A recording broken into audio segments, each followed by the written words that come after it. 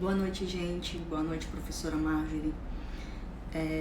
A gente ficou com o assunto de prova testemunhal. Eu vou começar agora a falar um pouco sobre a prova testemunhal. Um dos meios probatórios à disposição do cidadão é a prova testemunhal, mas cabe ao advogado saber quando requerê-las para não perder nenhum ato ou prazo processual relevante. Dentro do rol de provas previstas no Código de Processo Civil está a prova testemunhal, a qual possui peculiaridades que merecem a atenção.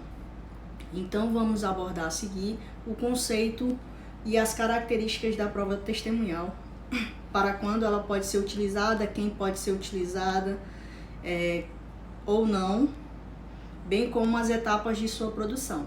Então bora lá? O que vem a ser a prova testemunhal? A prova testemunhal é um meio probatório previsto no Código de Processo Civil, através do qual um terceiro alheio à causa é chamado para depor em juízo e fornecer informações sobre o caso em discussão. Desta forma, ela é obtida por conta de um relato prestado por uma pessoa física que presenciou ou tem conhecimento de fatos em uma audiência designada para tal finalidade. Vamos dar prosseguimento agora ao assunto com o nosso próximo colega. Olá, crianças. Eu sou o Marcos Costa, né? Vim aqui apresentar o trabalho, né, da disciplina Processo Civil 2, né, da professora Marjorie. E hoje nós vamos falar de provas, né? E especial em classificação de provas, né? Quanto ao objeto a ser provado. As provas diretas e provas indiretas. Buscando assim um entendimento melhor para ver essa diferença, esse alinhamento, né, hoje, né, dessas classificações de prova no processo civil. Gostaria também de primeiramente dizer que esse conteúdo, né, ele se encontra no CPC, novo CPC, Código de Processo Civil, que é do artigo 369 até o 484. Tá bom? Esse conteúdo dele fala sobre provas. A prova indireta, né? Aliás, vamos pela prova direta, né? A prova direta, né, é aquela prova que está ligada diretamente ao fato, né, ao objeto do litígio, né? Quer dizer, ela está ligada direto ao fato. São exemplos assim, a prova testemunhal, os meios de prova sobre o fato, né, o exame de corpo de delito, a confissão do acusado. Um exemplo mais simplificado é na ação de indenização por dano material em acidente de trânsito, né? A prova direta é o quê? É a testemunha, né, que viu o acidente. Né? São as imagens de câmeras, né, que registraram aquele fato. Né? E já na prova indireta, né, é justamente que não está ligada ao fato diretamente. Ela não está ligada, mas guarda um certo nexo de casualidade, né, que se fazendo um raciocínio pode chegar ao fato litigioso, né? Ou seja, ela traz os indícios, né, as presunções de veracidade sobre o fato a ser provado, né? Vamos citar alguns exemplos aqui, como por exemplo, né, um livro contábil, né, que é apresentado em juízo a fim de demonstrar que entre os litigiantes foi realizado um negócio jurídico. Sendo o livro contábil, né, não é objeto do fato, mas através dele, né, através deste livro, como prova indireta, poderá se chegar ao fato litigioso. Né? Ele não está ligado diretamente ao fato, né, ao objeto do fato, mas através dele pode chegar ao fato litigioso. Conforme vimos, as provas são meios utilizadas, né? São meios utilizados pelas partes para provar suas alegações, que é destinada ao juiz a fim de que forme sua convicção, né, e profira uma sentença justa, né, resolvendo assim o mérito da lide. Eu vou citar aqui um autor, para encerrar, né, que é o Clovis Bevilacqua, né? Ele foi o autor do processo civil em 1916. Olha o que o doutrinador fala. Que provas é um conjunto de meios empregados para demonstrar legalmente a existência de um negócio jurídico, né? Por isso aí eu encerro, né, minha participação. Espero que vocês tenham acompanhado meu raciocínio. Eu entendi dessa forma. Um grande abraço e até a próxima. Boa noite, turma. Eu me chamo Fabiola Castro e hoje eu vou falar sobre quando pode ser usado a prova testemunhal de acordo com os artigos 444 e 446 do Código de Processo Civil. O Código de Processo Civil, ele traz como regras a admissibilidade de prova testemunhal em todos os casos, desde que a lei não disponha de modo contrário, seja ela direcionada para comprovar fatos controvertidos. A legislação processual, ela também especifica alguns casos em que a prova testemunhal ela pode ser utilizada. A primeira é quando a lei exige prova escrita da obrigação. A prova testemunhal é admissível se houver início da prova por escrito, de acordo com o artigo 444. O segundo critério é quando o credor ele não pode ou não podia, por questões morais ou materiais, obter a prova escrita da obrigação. Artigo 445. A outra opção, certo, é com contratos simulados, quando há divergência entre a vontade real e a vontade declarada. Artigo 446 do inciso 1. Em contratos gerais, quando há vícios de consentimento. Esse já é do inciso 2 do artigo 446. Boa noite, fique com Deus todos. Boa noite a todos. Eu irei falar quem pode e quem não pode depor num processo civil como testemunha. Então, todas as pessoas elas podem depor num processo civil, exceto incapazes, impedidos e suspeitos. O artigo 447 do CPC, ele menciona quem são as pessoas impedidas. Pessoal, parágrafo 2 menciona que os impedidos, 1. O cônjuge, o companheiro, os ascendentes e os descendentes, em qualquer grau e colateral, até o terceiro grau de alguma das partes, por consanguinidade ou afinidade, salvo se exigir o interesse público ou tratando-se de causas relativas ao estado da pessoa. Não se puder obter de outro modo a prova que o juiz repute necessariamente julgamento do mérito. 2. O que é a parte na causa. 3. O que intervém em nome de uma parte, como o tutor, o representante legal da pessoa jurídica, o juiz, o advogado e outros que assistam ou tenham assistido às partes. Já o artigo 448 do CPC, ele vem mencionar as testemunhas que não são obrigadas a depor sobre os fatos.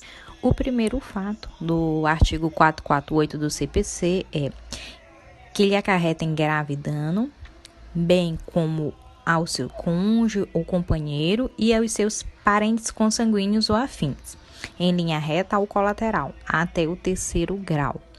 O fato 2 é a cujo respeito, por estado ou profissão, deva guardar sigilo. Pessoal, é isso. Espero que vocês tenham compreendido de forma clara o artigo 447 e o artigo 448 do CPC. Obrigada.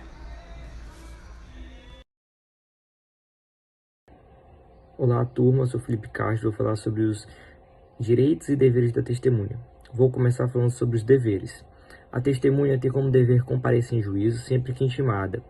Sem justo motivo, ela não poderá deixar de comparecer. Caso não cumpra o chamado judicial, ela será conduzida e responderá pelas despesas decorrentes da condução e do adiamento.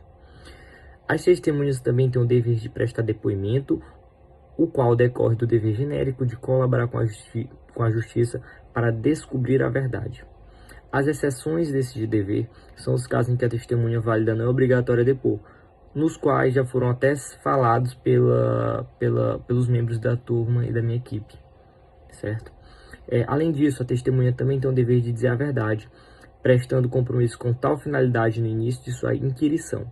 O juiz advertirá a testemunha que quem faz a afirmação falsa, cala ou oculta a verdade, poderá incorrer em sanção penal.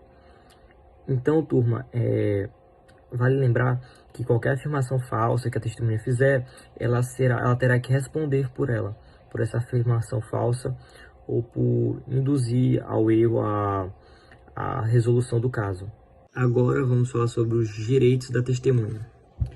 A testemunha tem como direito ser tratada com respeito, dignidade, urbanidade, não sendo permitido perguntas impertinentes, capciosas ou vexatórias. Nesse sentido, as testemunhas também poderão se recusar a responder perguntas que possam lhe causar ou resultar em processos criminais. Outro direito cabível às testemunhas está relacionado à possibilidade de requerer o ressarcimento de despesas sofridas para o comparecimento à audiência, as quais devem ser suportadas pela parte que a arrolou. Por fim, quando sujeita à lei trabalhista, a testemunha que comparecer à audiência não sofrerá perda de salário nem desconto no tempo de serviço. Agora a gente vai falar como funciona a produção de prova testemunhal.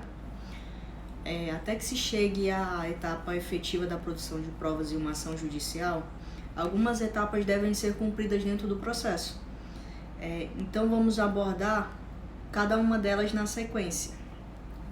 Na etapa de saneamento e organização do processo, caso o juiz entenda necessária a produção de prova testemunhal, ele determinará a intimação das partes para que apresentem um rol de testemunhas no prazo de 15 dias. Tratando-se de um processo de alta complexidade em matéria ou fato ou de direito, o juiz poderá designar uma audiência para que o saneamento seja feito em cooperação das partes.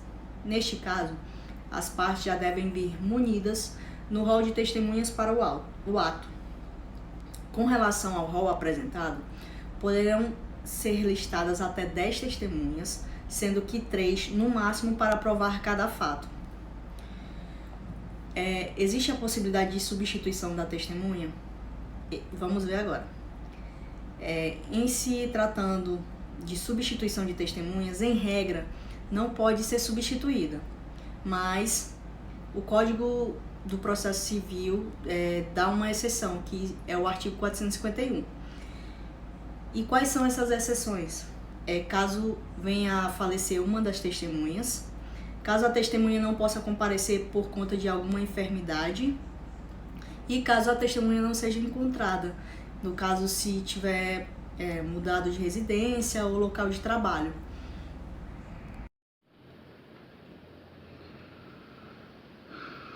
Olá pessoal, meu nome é Arão Pereira de Freitas, bom dia, boa tarde, boa noite. Disciplina processual, Direito Processual Civil 2, vou falar de intimação e depoimento. A intimação, conforme o artigo 269 do CPC, é o ato pelo qual se dá ciência a alguém dos atos e dos termos do processo.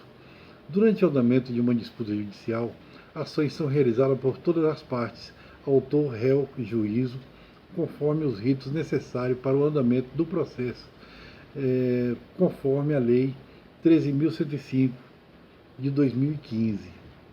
No decorrer do trâmite, as partes são intimadas para saber o último movimento da parte oposta, para apresentar provas, realizar depoimentos, comparecer a audiências, pagar valores, entre outras possibilidades. Existe uma diferença entre intimação e citação, que eu também confundia. A intimação, como podemos ver até então, é uma notificação dada a todas as partes de um processo, quando um ato judicial ocorre dentro do mesmo, avisando a todos os interessados do que está acontecendo. Já a citação, por sua vez, é uma notificação enviada exclusivamente ao réu de um processo, avisando mesmo que ele foi citado em um litígio. A citação ocorre no momento em que a parte entra na disputa judicial, sendo notificada para se manifestar de alguma forma. A intimação, dentro do direito processual, pode ser fundamentalmente dividida entre dois tipos: intimação judicial e extrajudicial. A intimação judicial é a mais comum por ser a que ocorre dentro do processo. É a notificação que o juiz transmite para os envolvidos no processo, avisando as partes sobre ações judiciais passadas ou futuras, convocando as partes para tomar ações, avisando de sentenças, entre outras ações ocorridas dentro do processo. A intimação extrajudicial, por sua vez, não ocorre dentro de um litígio propriamente dito, mas por ser utilizada como prova dentro de uma disputa judicial comum. Um exemplo de intimação extrajudicial seria uma carta de cobrança de uma dívida, por exemplo. Digamos que a pessoa tenha comprado um eletrodoméstico e tenha optado por pagar via carnê. Então, caso o pagamento não seja feito em tempo hábil, a loja pode intimar por meio de documento enviado por meio eletrônico, físico, ao consumidor, a pagar o valor devido em um período específico de tempo. Essa intimação, por não ser dentro de uma ação de execução por dívida, por exemplo, é tratada como uma intimação extrajudicial, não realizada por um magistrado. Entretanto, essa intimação pode ser utilizada como prova para o ajuizamento de uma ação de cobrança. Agora vamos falar sobre depoimento, pessoal. O depoimento é o meio de prova pelo qual o juiz interroga a parte com vistas ao esclarecimento de certos pontos controvertidos da demanda, ou mesmo para obter a confissão dessa pessoa, desse indivíduo. O depoimento pode ser requerido ele pode ser requerido pelas partes ou determinado de ofício pelo juiz, conforme o artigo 385, parágrafo 3º do CPC de 2015. Conforme previsão expressa da utilização de videoconferência, aí conforme o parágrafo 3º, ou de outro recurso tecnológico de transmissão de som e imagem em tempo real, que podemos ter WhatsApp, podemos ter Message, justamente para a colheita de depoimento da parte que residir em comarca ou subseção judiciária distinta daquela onde tramita a demanda, aí conforme o parágrafo 3º. Então, essa parte de depoimento, ela se fundamenta nos artigos 379 do inciso 1 e 385 ao 388 do CPC. Uma boa tarde, ou bom dia, ou boa noite. Até a próxima. Seguindo a produção de prova testemunhal, temos o depoimento da testemunha, que quando chega no momento de testemunhar, da testemunha ser inquirida, algumas formalidades devem ser atendidas durante a audiência. Todas as testemunhas arroladas serão inquiridas separadamente e sucessivamente. O juiz irá primeiro ouvir as do autor e depois as do réu. Essa ordem só poderá ser alterada se as partes concordarem. A contradita de testemunha. Antes da iniciação de inquisição da testemunha, a parte poderá contraditá-la. arguindo sua capacidade de impedição ou suspeição. Caso a testemunha negue tais fatos, deve ela provar a contradita com documentos ou com testemunhas, podendo arrolar até 3, apresentando-as durante o inquérito, no ato inquiridas ou de forma separada. O registro de depoimento se dá da seguinte forma: pode ser por meio de gravação ou digitação. No caso de gravação eletrônica, ela poderá ser feita através de softwares jurídicos próprios dos tribunais e órgãos públicos. Quando for digitado ou documentado, por meio de taquigrafia, estenotípia ou outro método idôneo. O depoimento pode ser assinado pelo juiz, pelo depoente ou por procuradores de ambas as partes. Para a gente poder ter um melhor entendimento sobre o assunto. É a questão de número 1. Sobre os incapazes de servir como testemunha, o CPC, artigo 447, parágrafo 1º, assinale a opção incorreta. Letra A. O inimigo da parte ou o seu amigo íntimo. Letra B. O que acometido por enfermidade ou retardamento mental ao tempo em que ocorrem os fatos que não podiam discerni-los ou ao tempo em que deve depor, não está habilitado a transmissão de percepções. Letra C. O que tiver menos de 16 anos. Ou letra D. O cego e o surdo, quando a ciência do fato depender dos sentidos que lhes faltam.